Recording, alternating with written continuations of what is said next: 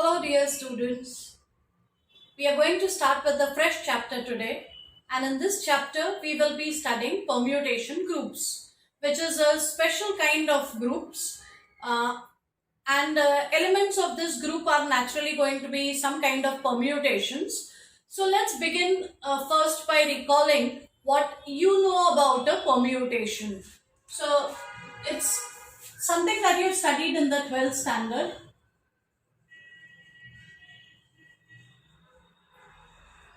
A permutation is simply a rearrangement of the given objects.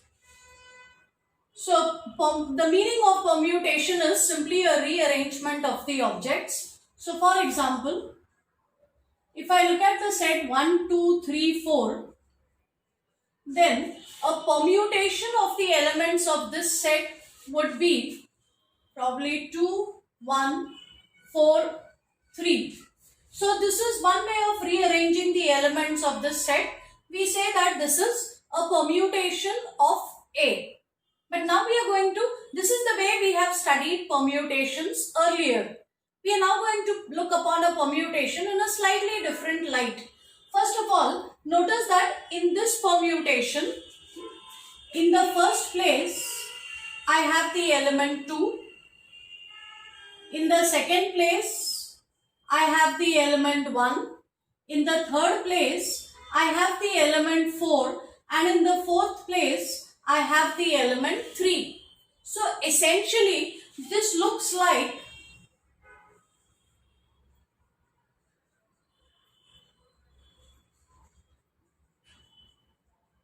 this is a kind of mapping. And notice that it is a mapping from the set A2 itself. The element 1 under this particular permutation is sent to 2, 2 is sent to 1, 3 is sent to 4 and 4 is sent to 3. So a permutation of this set can also be looked upon as a function from this set to this set. Also, permutation is just a rearrangement. So we are not going to repeat any element, nor are we going to leave out any element. So because we are not going to repeat, there is going to be a 1-1 correspondence between the elements of these two sets. So this function that I am talking about has to be 1-1. Also, because no element is going to be left out, this function is going to be onto.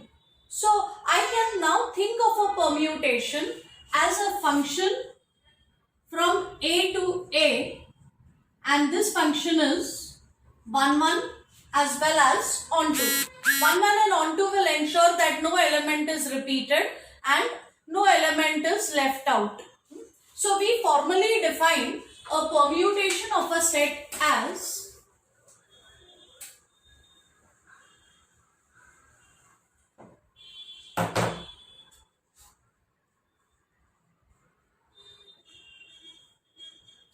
a permutation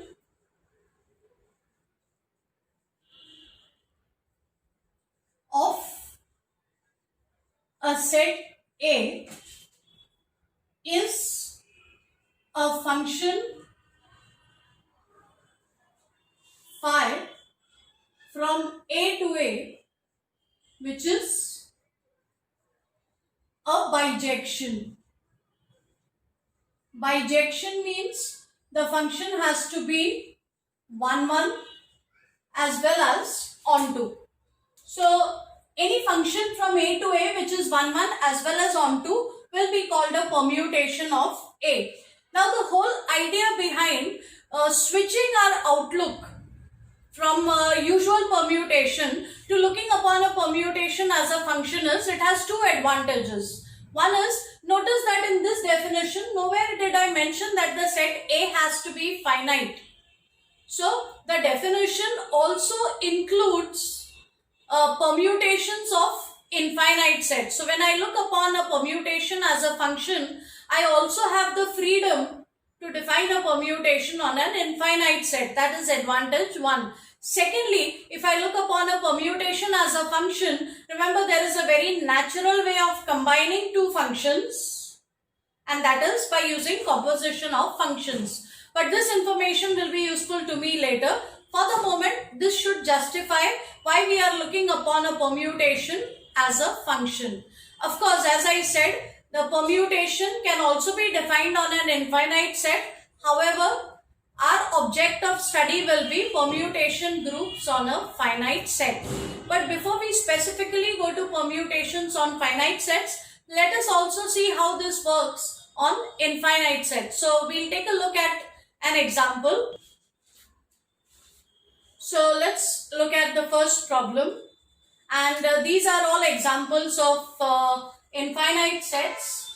So as a very first example, we have defined a function f1 from R to R given by f1 of x equal to x plus 1, and we've been asked to check whether this is a permutation. All I need to do is make sure that this function is both 1 1 as well as onto. So let's begin by checking whether this function is 1 1.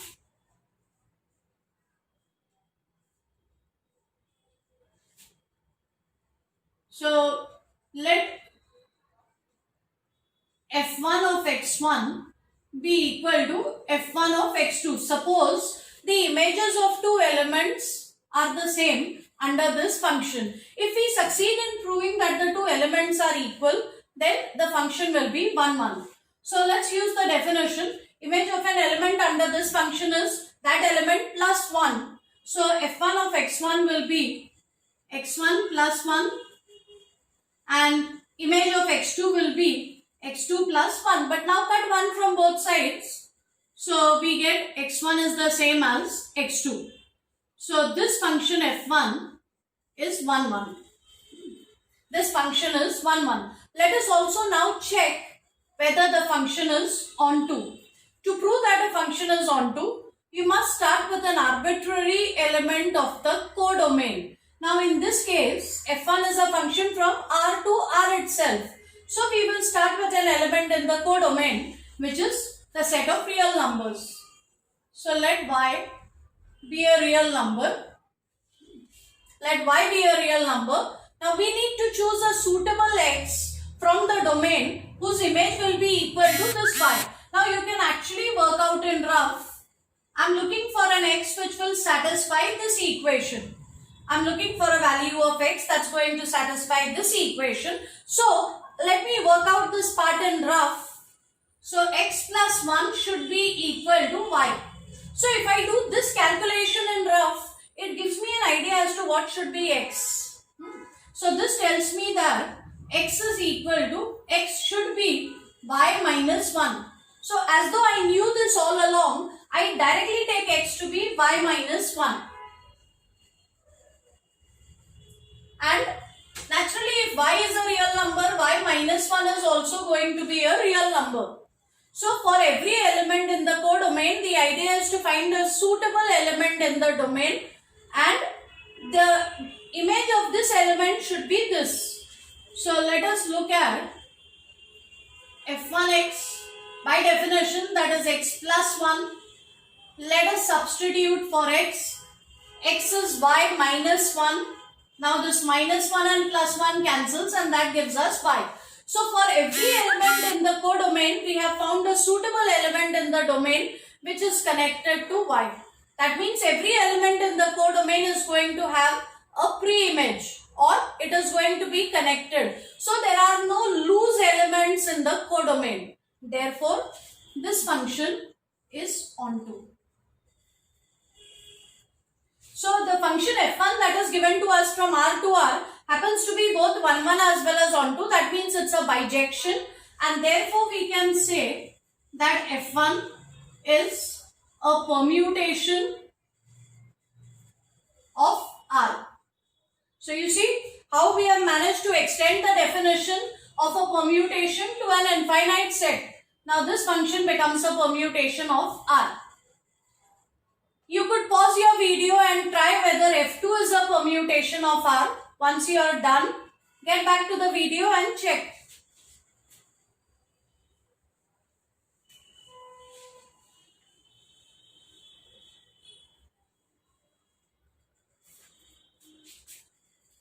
So let us now Look at this function f2.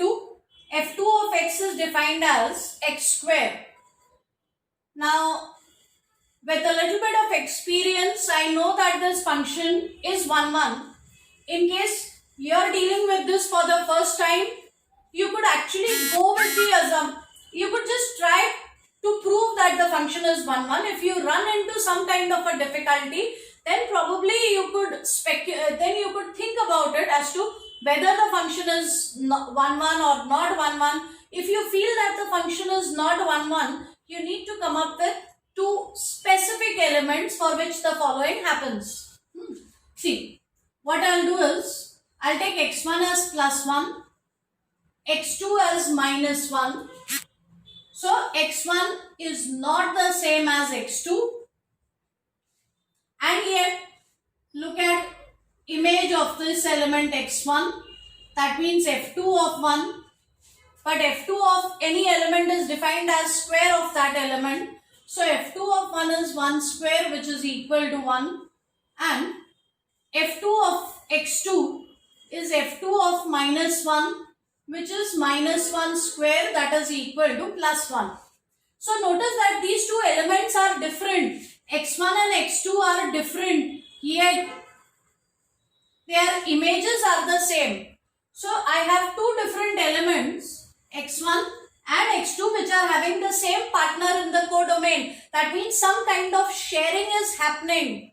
And if we get some kind of sharing like this, it means that the function is not 1, 1. So, this function is not 1, 1, and therefore, I can say that this function is not a permutation of R. So, this function is not a permutation of R. Of course, the moment I prove that the function is not 1, 1, it is enough to say that the function is not a permutation. However, just in case we are interested, let us orally discuss whether this function is going to be onto. Notice that the values of the function, because it's square of a real number, will always be non-negative. So, if you look at the negative elements in the codomain, the negative real numbers, they will not have a pre-image. So, if you actually want to prove that the function is not onto either, you must take any negative element in the codomain and you will be able to show that it does not have a pre-image or it is not connected to any element of the domain. So, this function is not onto. Again, pause your video and see what happens to F3.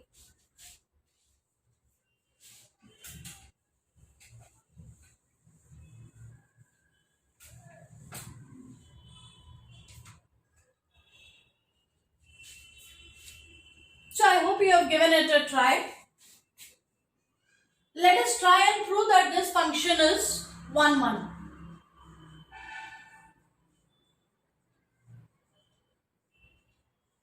So, suppose the images of two elements x1 and x2 under this function are equal.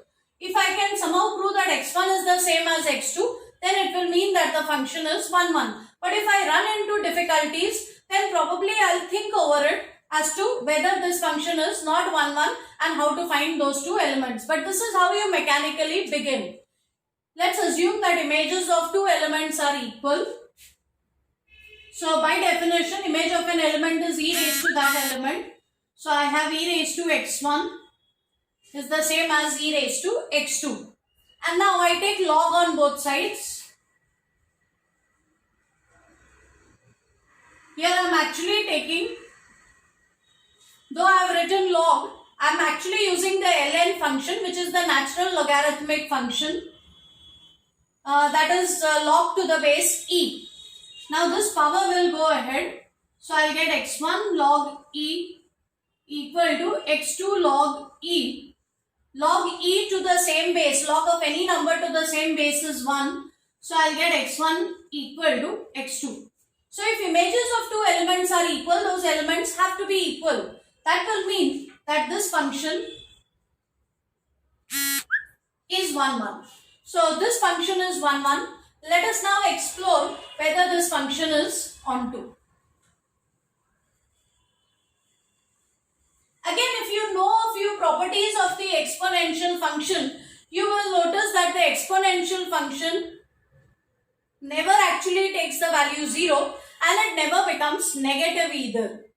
So either you can start with 0 in the codomain or you can start with a negative number. I'll start with a negative number. I'm trying to prove that this function is not onto. So let y be a real number, y be negative. I wish to prove that there is no element in the domain whose image is equal to this. So I'll do this by contradiction. Suppose there exists an element x in the domain for which f of x is equal to y.